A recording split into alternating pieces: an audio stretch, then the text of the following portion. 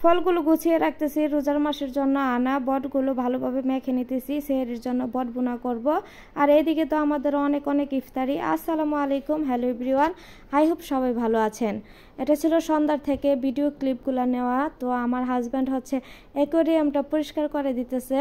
তো একজন হচ্ছে দায়িত্ববান হাজব্যান্ড, বলি না, ও সাংসারিক অনেক কাজ আমাকে হেল্প করে। তো নিজে থেকে দেখে শুনে কোন কাজগুলো করতে হবে সেগুলো করে। তো অ্যাকোয়ারিয়ামটা ভালোভাবে ধুয়ে পাথরগুলো ধুয়ে হচ্ছে পানিটা চেঞ্জ করে দিছে, একটু গুলা হয়ে গেছে। আর আমার মেয়ের তো অনেক পছন্দ অ্যাকোয়ারিয়াম, যদিও আমার বড় অ্যাকোয়ারিয়াম আছে, ওইটা পরিষ্কার করা অনেক ঝামেলা। তার জন্য আমি হচ্ছে ওই অ্যাকোয়ারিয়ামটা এখন ইউজ করি না, উপরে উঠিয়ে রাখছি। আর এগুলো হচ্ছে ইফতারির জন্য ফলের বাজার। তো ফলগুলো হচ্ছে আমি গুছিয়ে বক্সে রেখে দিব, যেহেতু আমরা এখানে হচ্ছে 3-4 ফ্যামিলি একসাথে ইফতারি করি। তো ফল ফ্রুট সব কিছু অনেক বেশি বেশি লাগে। তো এগুলো হচ্ছে গুছিয়ে বক্সে রেখে দিব, আর যেগুলো হচ্ছে ইফতারি করব সেগুলো আলাদা রেখে দিতেছি। আর এখানে হচ্ছে অনেকগুলা খেজুরগুলো হচ্ছে আমি বক্সে রেখে দিতেছি। তো কি অবস্থা সবার, রোজা কেমন কাটতেছে? তো রোজার মাস তো গুনাহ মাফের মাস, আল্লাহ তাআলা যাতে সবার এই রোজার উসিলায় হচ্ছে গুনাহ মাফ করে এবং বেশি ধৈর্য বাড়িয়ে দেয় এবং ইবাদত বন্দেগী করতে পারে বেশি বেশি। আর এই বটগুলা ছিল অনেক দিন যাবতীয় ফ্রিজে, মানে পরিষ্কার করে রাখছিলাম কিন্তু খাওয়া হইতেছিল না। তো এই বটগুলো হচ্ছে এখন কেটে আজকে বট রান্না করব। আর বট কিন্তু আমার খুবই পছন্দ, আমার কাছে ভাল লাগে। কিন্তু চরে এসে মানে অনেক কথা শুনি, আমার যেখানে থাকি ঢাকা কামরাঙ্গীর চর আর কি, পুরান ঢাকা। তো এখানের মানুষ বলে সেহরির টাইমে বট খেয়ে বা চিংড়ি মাছ খেয়ে শুটকি মাছ মানে শুটকি খেয়ে হচ্ছে রোজা রাখা যায় না।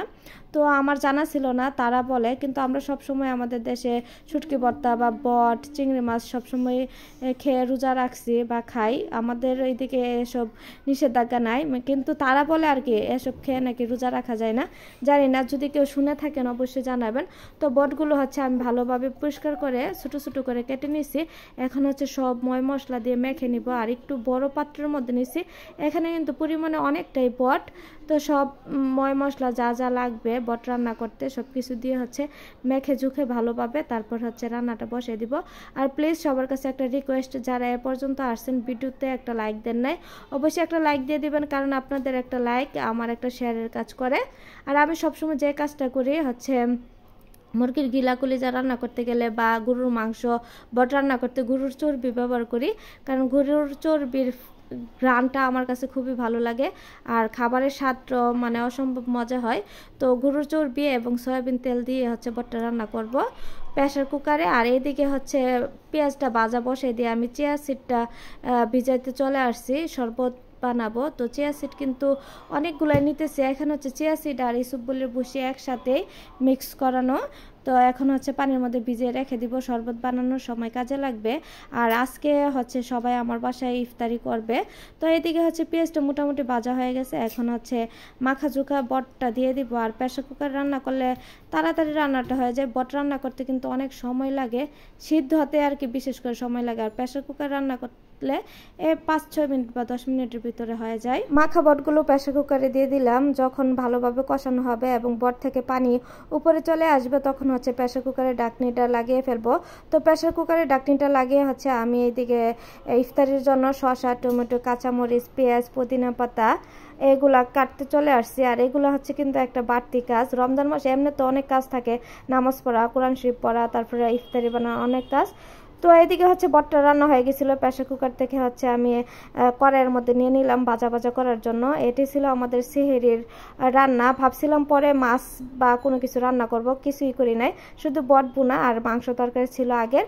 আর এইদিকে তো সব কিছু কেটে নিলাম। তো বাইগনা তারা আমাদের বাসায় ইফতারি করতো, তো হঠাৎ করে বাইগনা এসে বলতেছে মামি আমাদের বাসায় ইফতারি করবেন, অনেক অনেক ইফতারি কিনে আনছি।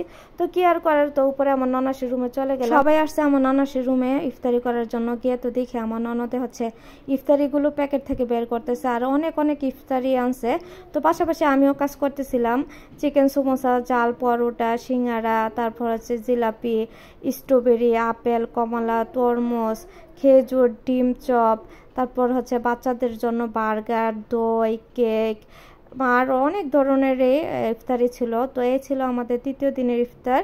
আলহামদুলিল্লাহ সবাই মানে বসে একসাথে ইফতারি করলাম আর সবাই মিলেমিশে খাওয়া থাকার মধ্যে আনন্দই অন্যরকম। আর এদিকে হচ্ছে স্ট্রবেরি দিয়ে ভর্তা বানাইতেছিল আর লাচ্ছি বানাইছিল। স্ট্রবেরির ভর্তাটা খুব মজা হয়েছিল, লাচ্ছিটাও খেতে অসম্ভব মজা হয়েছে। তো আর এইদিকে পুরুষ মানুষ সবাই অফিস থেকে যার যার কাজ শেষ করে চলে আসছে। আর কারিমার বাবা যে কাজটা করে সবসময় হচ্ছে মুড়ি মাখার কাজটা সেই করে। আর এইদিকে হচ্ছে চিয়া সিডের শরবত। তো এই ছিল আর কি। তো সবাই আমাদের জন্য দোয়া করবেন, সবাই ভালো থাকবেন, সুস্থ থাকবেন। আল্লাহ হাফেজ।